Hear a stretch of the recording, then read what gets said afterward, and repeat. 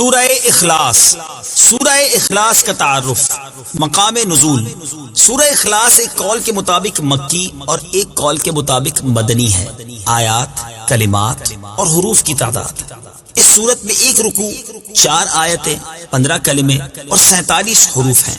سورہ اخلاص کے اسماء اور ان کی وجہ تسمیہ، مفسرین نے سورت کے تقریباً 20 نام ذکر کیے ہیں، ان میں سے 4 نام یہاں ذکر کیے جاتے ہیں۔ نمبر 1، اس سورت میں اللہ تعالیٰ کی خالص توحید کا بیان ہے، اس وجہ سے اسے سورہ اخلاص کہتے ہیں۔ نمبر 2، اس سورت میں یہ بتایا گیا ہے کہ اللہ تعالیٰ ہر نقص و عیب سے بری اور ہر شریک سے پاک ہے، اس مناسبت سے اسے سورہ تنزیہ کہتے ہیں۔ نمبر 3، جس نے اس سورت سے تعلق رکھا وہ غیروں سے الگ ہو جاتا ہے، اس لیے اسے سورہ تجرید کہتے ہیں۔ نمبر 4، اسے پڑھنے والا جہنم سے نجات پا جاتا ہے، اس بنا پر اسے سورہ نجات کہتے ہیں۔ سورہ اخلاص کے فضائل، احادیث میں سورت کی بہت فضیلتیں وارد ہوئی ہیں، ان میں سے 3 احادیث اور ایک وظیفہ یہاں پیش کرتا ہوں۔ نمبر 1، حضرت ابو سعید خدری رضی اللہ تعالیٰ عنہ سے روایت ہے، بخاری شریف کی حدیث ہے، نبی اکرم صلی اللہ تعالیٰ علیہ وسلم نے ارشاد فرمایا، کیا تم میں سے کوئی اس سے عاجز ہے کہ وہ رات میں قرآن مجید کا 1/3 حصہ پڑھ لے؟ صحابہ کرام رضی اللہ تعالیٰ عنہم کو یہ بات مشکل معلوم ہوئی اور انہوں نے عرض کی، یا رسول اللہ صلی اللہ تعالیٰ علیہ وسلم، ہم میں سے کون اس کی طاقت رکھتا ہے؟ آپ صلی اللہ تعالیٰ علیہ وسلم نے ارشاد فرمایا، سورہ اخلاص 1/3 قرآن کے برابر ہے۔ نمبر 2، حضرت عائشہ صدیقہ رضی اللہ تعالی عنہا فرماتی ہیں، بخاری شریف کی حدیث ہے، حضور پرنور صلی اللہ تعالی علیہ وسلم نے ایک شخص کو ایک لشکر میں روانہ کیا، وہ اپنے ساتھیوں کو نماز پڑھاتے تو سورہ فاتحہ کے ساتھ سورت ملانے کے بعد سورہ اخلاص پڑھتے تھے۔ جب لشکر واپس آیا تو لوگوں نے نبی کریم علیہ الصلوۃ والسلام سے یہ بات ذکر کی تو پیارے آقا علیہ الصلوۃ والسلام نے ان سے ارشاد فرمایا، اس سے پوچھو کہ تم ایسا کیوں کرتے ہو؟ جب لوگوں نے اس سے پوچھا تو اس نے کہا، یہ سورت رحمان کی صفت ہے، اس وجہ سے میں اسے پڑھنا پسند کرتا ہوں۔ تاجدار رسالت صلی اللہ تعالی علیہ وسلم نے ارشاد فرمایا، اسے بتا دو کہ اللہ تعالیٰ اس سے محبت فرماتا ہے۔ نمبر 3، حضرت انس رضی اللہ تعالیٰ عنہ سے روایت ہے، ترمذی شریف کی حدیث ہے، ایک شخص نے سید عالم صلی اللہ تعالی علیہ وسلم سے عرض کی کہ مجھے اس سورت سے بہت محبت ہے، ارشاد فرمایا، اس کی محبت تجھے جنت میں داخل کر دے گی۔ نمبر 4، تفسیر ساوی میں لکھا ہے کہ جو شخص گھر میں داخل ہوتے وقت سلام کرے اور اگر گھر خالی ہو تو حضور اقدس صلی اللہ تعالی علیہ وآلہ وسلم کو سلام کرے اور ایک بار قل هو اللہ پڑھ لیا کرے تو انشاءاللہ فقر و فاقہ سے محفوظ رہے گا، اور یہ بہت مجرب عمل ہے۔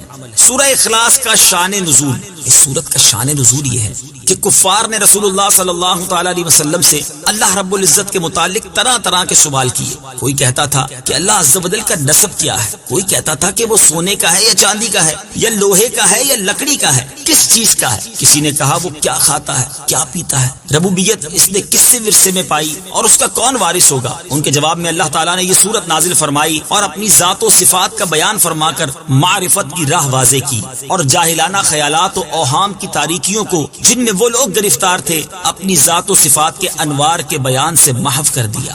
سورہ اخلاص کے مضامین، اس سورت میں اسلام کے سب سے اہم عقیدے، اللہ تعالیٰ کی وحدانیت کو بیان کیا گیا ہے، نیز اللہ تعالیٰ کے صفات کمال کے ساتھ متصف ہونے کا ذکر اور عیسائیوں اور مشرکوں کا رد کیا گیا ہے۔ سورہ ابو لہب کے ساتھ مناسبت، سورہ اخلاص کی اپنے سے ماقبل سورت لہب کے ساتھ مناسبت یہ ہے کہ دونوں سورتوں کی آیات کے آخر کا وزن ایک جیسا ہے۔ بسم اللہ الرحمن الرحیم،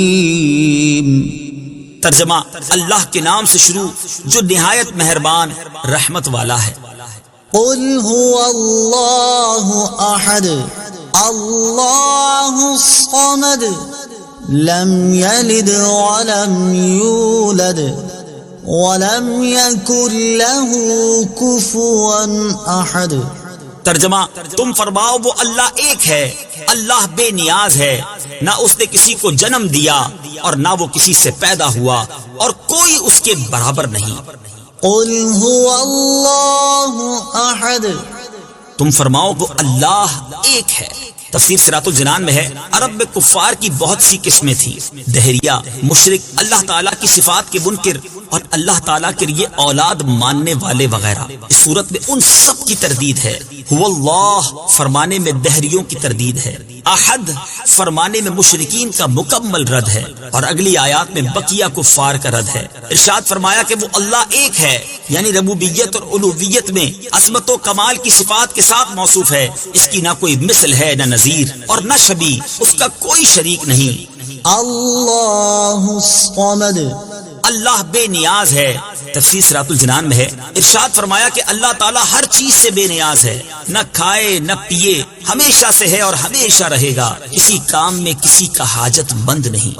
لم یلد ولم یولد نہ اس نے کسی کو جنم دیا اور نہ وہ کسی سے پیدا ہوا۔ تفسیر صراط الجنان میں ہے، اللہ تعالیٰ اولاد سے پاک ہے کیونکہ اولاد باپ کی جنس سے ہوتی ہے، اور اللہ تعالیٰ اس سے پاک ہے، یوں ہی وہ خود کسی سے پیدا نہیں ہوا کیونکہ وہ قدیم ہے یعنی ہمیشہ سے ہے، اور پیدا ہونا اس چیز کی صفت ہے جو پہلے نہ ہو اور پھر وجود میں آئے۔ اس میں مشرکین اور یہود و نصارہ سب کی تردید ہے۔ مشرکین فرشتوں کو اللہ تعالیٰ کی لڑکیاں کہتے تھے، یہودی حضرت عزیر علیہ السلام کو، جبکہ عیسائی حضرت عیسیٰ علیہ السلام کو خدا کا بیٹا مانتے تھے۔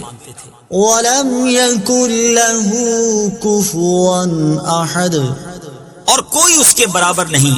تفسیر صراط الجنان میں ہے، یعنی نہ ذات میں نہ صفات میں، کیونکہ وہ واجب ہے، خالق ہے، باقی سب ممکن، مخلوق اور حادث ہیں۔